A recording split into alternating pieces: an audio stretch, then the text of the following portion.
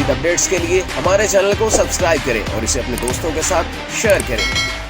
ساز نیوز کے ناظرین السلام علیکم، مجھے ارشاد چودھری نئے ویڈیو کے ساتھ آپ کی خدمت میں حاضر ہے۔ آج ہم جو ویڈیو لے کر آئے ہیں اس کا تعلق جو ہے وہ اوورسیز پاکستانیوں کی بھیجی گئی ترسیلات سے ہے۔ اس وقت جیسا کہ آپ کو پتہ ہے کہ پاکستان میں پاکستانی روپیہ اللہ کا شکر ہے کہ مضبوط ہو رہا ہے پچھلے ایک ماہ سے، اور باقی کرنسیاں جو ہیں اس کے مقابلے غیر ملکی کرنسیوں کی قدر کم ہو رہی ہے۔ تو اب یہ سلسلہ کہاں تک جائے گا، کب تک جاتا ہوا نظر آ رہا ہے، اور اس کے اچھے اثرات کیا ہیں، اس پہ ہم بات کریں گے۔ ناظرین، جیسا کہ آپ کو پتہ ہے کہ پچھلے ماہ جو ہے وہ پاکستان میں ایک ایسا موقع بھی آیا تھا کہ جب ڈالر جو ہے وہ 335 سے 40 روپے میں بھی نہیں مل رہا تھا، اور یورو جو ہے وہ 350 سے بھی تجاوز کر گیا تھا۔ اسی طرح ریال اور باقی کرنسیوں کی قدر بھی بڑھ گئی تھی۔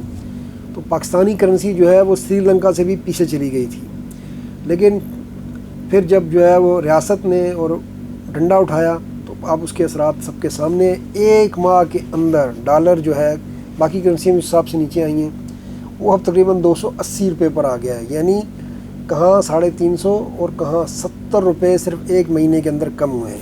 یہ کم کیوں ہوئے یہ تو واضح ہے، یہ سارا پیسہ جو ہے ایک تو افغانستان سمگل ہو رہا تھا، اس کو روکا گیا۔ دوسرا جو سمگلنگ ہو رہی تھی، ایران سے تیل آ رہا تھا اور باقی پاکستان سے جو سامان جا رہا تھا اس کو روکا گیا۔ وہ ساری پیمنٹ بھی اس غیر قانونی سرمایہ کے ذریعے ہوتی تھی۔ اچھا، یہ زیادہ تر سرمایہ جو ہے اوورسیز پاکستانیوں کا ہی ہوتا ہے، لیکن اوورسیز پاکستانی جو منی چینجرز کو آ کر رقم جو ہے وہاں سے تبدیل کراتے ہیں، وہ پیسہ ہی گڑبڑ ہوتی تھی اس کی بڑی تعداد میں۔ اس کے علاوہ کچھ اوور انوائسنگ بھی ہوتی ہے، لیکن زیادہ تر پیسہ یہ اوورسیز پاکستانیوں کا ہی تھا، جو وہ تو پاکستان کی خدمت کے لیے پاکستان میں لاتے ہیں یا بھیجتے تھے، لیکن یہ جو منی چینجرز ہیں ان کی اکثریت جو ہے وہ، اس میں کوئی شک نہیں ہے کہ وہ 2 نمبر دھندوں میں ملوث تھی، اور بڑے پیمانے پر یہ لوگ پکڑے بھی گئے ہیں۔ اچھا، ایک اور بات ہم بتاتے جائیں کہ 1990 کی دہائی تک جو ہے منی چینجر کا کوئی تصور نہیں تھا۔ جب کسی کو بیرون ملک جانا ہوتا تھا تو اپنا پاسپورٹ ویزا دکھا کر بینکوں سے، نیشنل بینک سے اور دیگر بینکوں سے جس ملک جانا ہوتا تھا وہاں کی کرنسی لے لیتا تھا۔ لیکن یہ مہربانی اسحاق ڈار صاحب نے پاکستان میں بہت مہربانیاں کی ہیں، تو یہ بھی ان کی مہربانی ہے۔ 1992 میں انہوں نے جو ہے وہ یہ سلسلہ کھول دیا کہ جی منی چینجرز، نجی منی چینجرز قائم کر دیے، اور نجی منی چینجرز قائم ہونے کے بعد روپے کی جو بربادی ہوئی ہے وہ اب ایک لمبی داستان ہے۔ اس کے بعد سے روپیہ جو ہے ماسوائے پرویز مشرف دور میں کبھی مستحکم نہیں ہو سکا۔ اور اس کی سب سے بڑی وجہ یہ ہے کہ منی چینجر جب کھل گئے تو منی لانڈرنگ کا راستہ کھل گیا۔ جب پیسے ان کے پاس آتے ہیں، اب اس کا کوئی حساب کتاب نہیں ہوتا، بظاہر ایک رجسٹر حکومت کو دکھانے کے لیے رکھا جاتا ہے اور باقی دوسرا حساب چل رہا ہوتا ہے۔ تو وہ جو ہے پیسہ وہی منی لانڈرنگ ہو کر باہر گیا، اور اسی سے لندن میں اور باقی ملکوں میں اثاثے بنائے جاتے رہے۔ تو راستے کھولے گئے اب منی لانڈرنگ کے، اور پاکستان کو جو نقصان ہوا، اب پاکستانی معیشت جس حالت میں ہے وہ آپ سب کے سامنے ہے۔ تو اس کی ایک بہت بڑی وجہ اسحاق ڈار کا وہ 92 کا فیصلہ تھا کہ جب انہوں نے بینکوں کے بجائے یہ کام نجی کمپنیوں کو دے دیا، اور پھر نجی کمپنیوں کو اس طرح دیا کہ انہوں نے وہ مہارتیں دکھائیں گے پاکستانی کرنسی جو ہے وہ، اس کا اتنا برا حال ہوا کہ وقت میں وہ ہماری کرنسی جو ہے وہ انڈیا سے بھی زیادہ مضبوط تھی، اور پھر اب ہم جو ہے اس وقت 3 روپے کے برابر پاکستانی روپیہ رہ گیا۔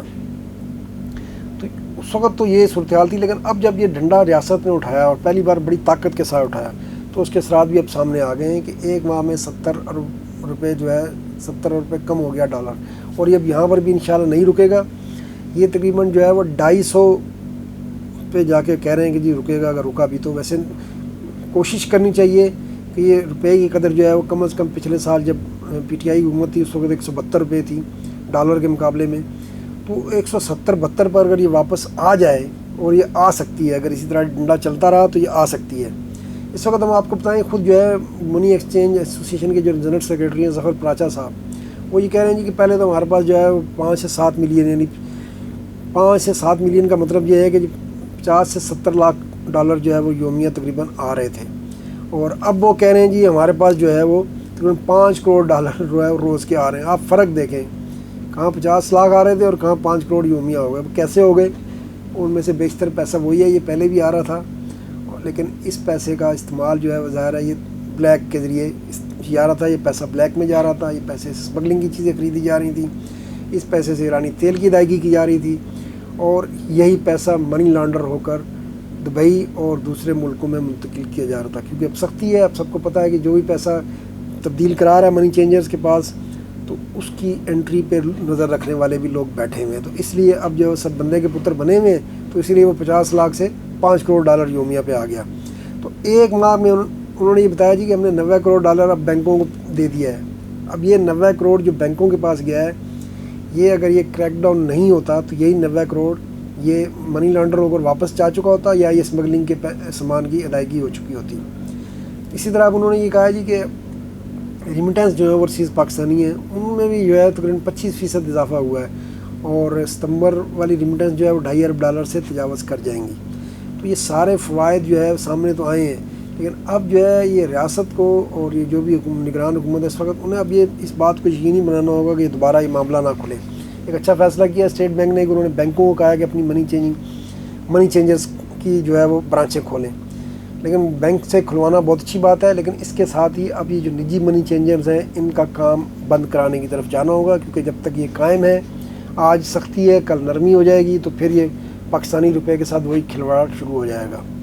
تو اس کے لیے ضروری ہے کہ یہ کام دوبارہ بینکوں کو دیا جائے جیسے 92 سے پہلے تھا، اور یہ پاکستانی روپے کی بربادی والا سلسلہ بند کر دینا چاہیے.